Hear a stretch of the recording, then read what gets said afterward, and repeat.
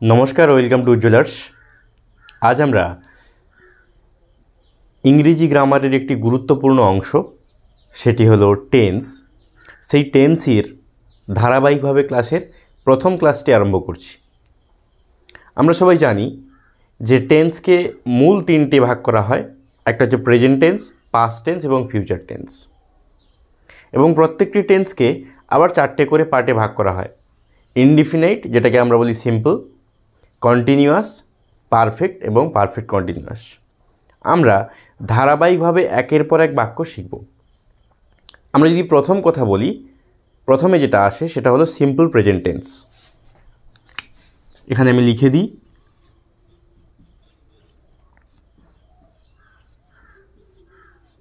Simple present tense. এবার আমাদেরকে জানতে হবে যে কোন ধরনের বাক্যগুলো আসলে সিম্পল প্রেজেন্ট টেন্সের মধ্যে আসে। সিম্পল প্রেজেন্ট টেন্সের বাংলা অর্থ হলো সাধারণ বর্তমানকাল। এখানে আমরা তিনটে মূলত পয়েন্ট ধরব। এক নম্বর, বর্তমানে কোনো কাজ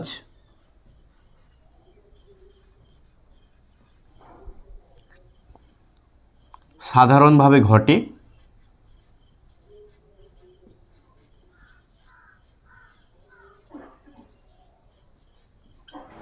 দুই নম্বর পয়েন্ট হলো চিরন্তন সত্য, অর্থাৎ চিরসত্য যা কিছু সব সময়ের জন্য সত্য। যেমন আমরা একটি বাক্য প্রায়ই ব্যবহার করি যে সূর্য পূব দিকে ওঠে, এই ধরনের যে বাক্য যেটা কখনো পরিবর্তন হবে না, সেই ধরনের বাক্য।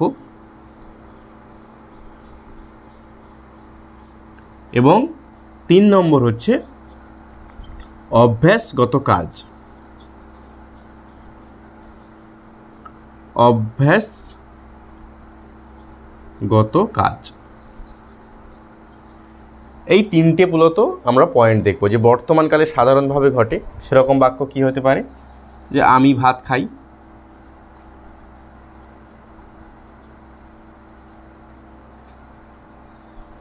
চিরসত্য বা চিরন্তন সত্য, তার একটা আমরা বাক্য লিখেছি। এবং অভ্যাসগত কাজ কি? যেটা আমরা প্রতিদিন বা প্রতি সপ্তাহে বা প্রতি মাসে বা প্রতি বছর করে থাকি। যে আমরা প্রতি বছর দুর্গাপুজো পালন করি, বা আমি প্রতিদিন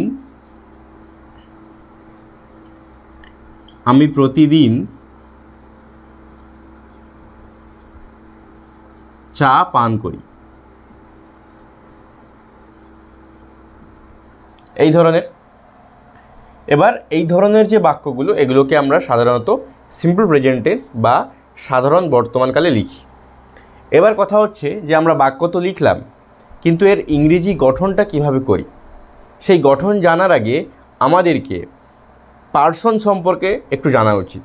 তবে পার্সন সম্পর্কে আমরা এখানে বিস্তারিতভাবে জানতে যাব না, কেবলমাত্র সংক্ষিপ্তভাবে জানব। সেটা কীরকম?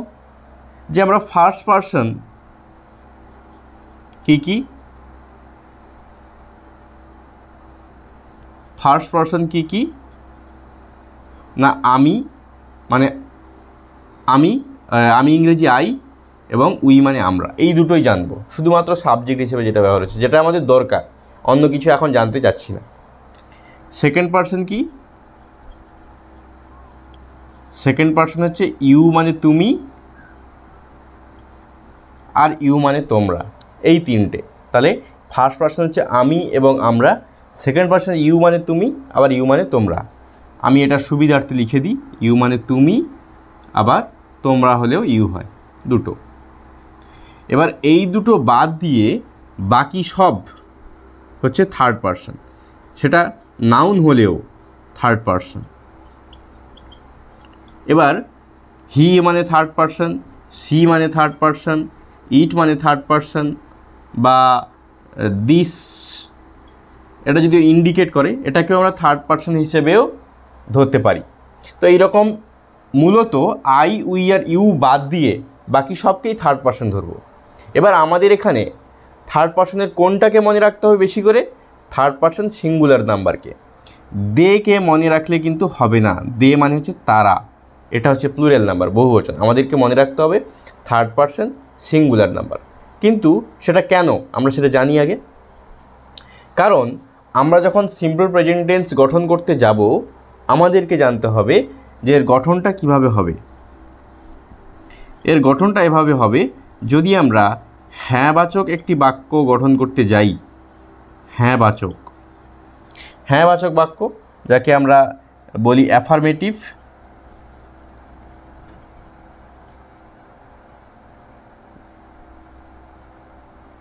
এই দেটা এখানে লিখে দিই। হ্যাঁ, আর একটা কথা বলতে হবে যে থার্ড পারসন হচ্ছে যে কোনো নাম হলে, কিন্তু একটা নাম হলে সেটা থার্ড পারসন সিঙ্গুলার নাম্বার। আবার যদি বেশি নাম হয়, যেমন বয়েজ মানে প্লুরাল নাম্বার, বা যদি অ্যান্ড দিয়েও যোগ থাকে মানে রাম অ্যান্ড স্যাম, সেক্ষেত্রে আমরা সেটাকে প্লুরাল বলে ধরবো। তো হ্যাঁবাচক বা অ্যাফার্মেটিভ এই বাক্যের গঠনটা যখন আমরা করছি তখন আমাদেরকে জানতে হবে যে আমরা গঠনে প্রথমে সাবজেক্ট ব্যবহার করি, সাবজেক্টকে বলা হয় কর্তা।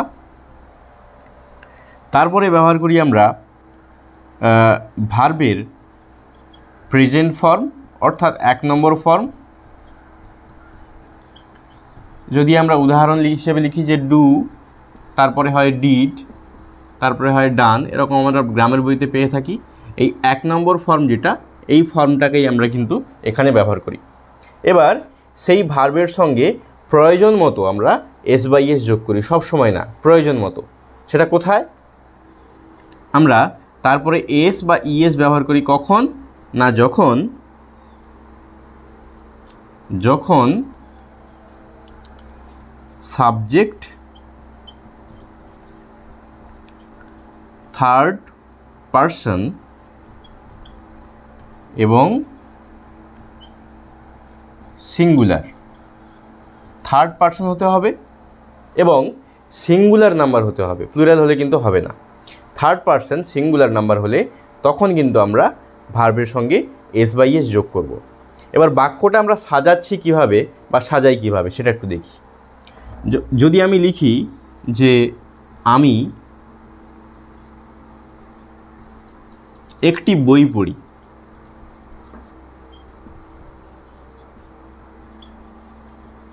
আমি একটি বই পড়ি, তাহলে আমি একটি বই পড়ি এটাকে যখন আমরা ইংরেজিতে লিখব তখন একটু ঘুরিয়ে দেব। কিভাবে?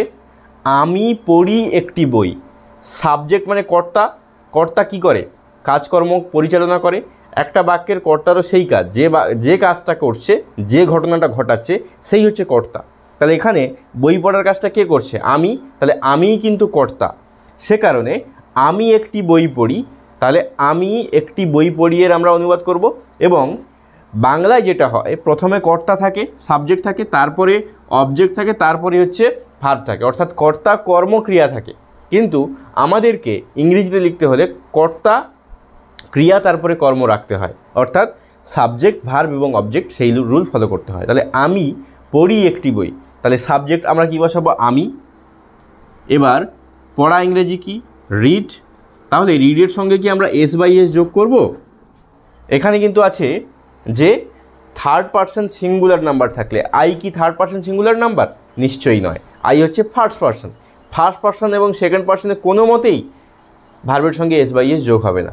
কেবলমাত্র থার্ড পারসন সিঙ্গুলার নাম্বার হলে মেন ভার্বের সঙ্গে বা ভার্বের প্রেজেন্ট ফর্মের সঙ্গে এস বাই এস যোগ হবে। এবার আই রিড এ বুক, আমি একটি বই পড়ি। কিন্তু যদি এখানে থাকতো যে সে একটি বই পড়ে, তাহলে কি হতো? আমি এখানে লিখছি যে সে একটি বই পড়ে, সে একটি বই পড়ে। এবার সে একটি বই পড়ে যখন লিখছি তখন আমরা কিভাবে লিখব? সে ইংরেজি হি অথবা সি লিখতে পারি, যে কোনো একটা। হি রিড লেখার পর কিন্তু তার সঙ্গে একটা এস যোগ করব। হি রিডস কি পড়ে? এ বুক। হি রিডস এ বুক, সে একটি বই পড়ে। কেন করলাম না, এখানে এস আছে বলে। যদি এখানে নাম হতো, একটা নাম দ্য বয় মানে ছেলেটি, তখনও কিন্তু হতো দ্য বয় রিডস এ বুক, ছেলেটি একটি বই পড়ে। আশা করি বোঝা গেল। এখন আমরা জানি যে নেগেটিভ সেন্টেন্স যদি হয় সেক্ষেত্রে আমরা কিভাবে করি। এখন আমরা নেগেটিভ সেন্টেন্স সম্পর্কে একটু কথা বলবো। নেগেটিভ সেন্টেন্স রকেট সায়েন্সের মতো কিছু নয়, খুবই সহজভাবে আমরা করতে পারি। নেগেটিভ সেন্টেন্সে শুধুমাত্র ডু বা ডাজের সঙ্গে একটা নট যোগ হয়ে থাকে এবং এখানে ভার্বের সঙ্গে এস বাই এস যোগ হয় না, এটুকুই আলাদা। ডু বা ডাজের সঙ্গে একটা নট যোগ হবে এবং এখানে এস বাই এস যোগ হবে না ভার্বের সঙ্গে। এবং ডাজ কখন হবে, সেই একই থার্ড পারসন সিঙ্গুলার নাম্বার থাকলে তখন আমরা ডাজ ব্যবহার করব। এখন আমরা নেগেটিভ সেন্টেন্সের গঠনটাকে একটু লিখে নিই। আমরা কিভাবে লিখি নেগেটিভ সেন্টেন্সের ক্ষেত্রে? সিম্পল প্রেজেন্ট টেন্সের নেগেটিভ, সিম্পল প্রেজেন্ট টেন্সের নেগেটিভ লেখার সময় প্রথমে আমরা সাবজেক্ট ব্যবহার করি এবং সাবজেক্ট অনুযায়ী ডু অথবা ডাজ বসাই। এবার ডাজ কখন বসাই না, ডাজ হচ্ছে যদি সাবজেক্ট থার্ড পারসন এবং সিঙ্গুলার নাম্বার হয়। যদি সাবজেক্ট থার্ড পারসন এবং সিঙ্গুলার হয় তবেই কিন্তু আমরা ডাজ বসাবো, তাছাড়া ডু বসাবো। তারপরে আমরা তার সঙ্গে একটা নট রাখবো, নট। তারপরে আমরা কি করব, ভার্বের প্রেজেন্ট ফর্ম। এরপরে ভার্বের প্রেজেন্ট ফর্মের সঙ্গে কিন্তু এস বাই এস যোগ হবে না, এটা আমাদের মাথায় রাখতে হবে। ভার্বের প্রেজেন্ট ফর্ম, তারপরে বাকি যে অংশটা অবজেক্ট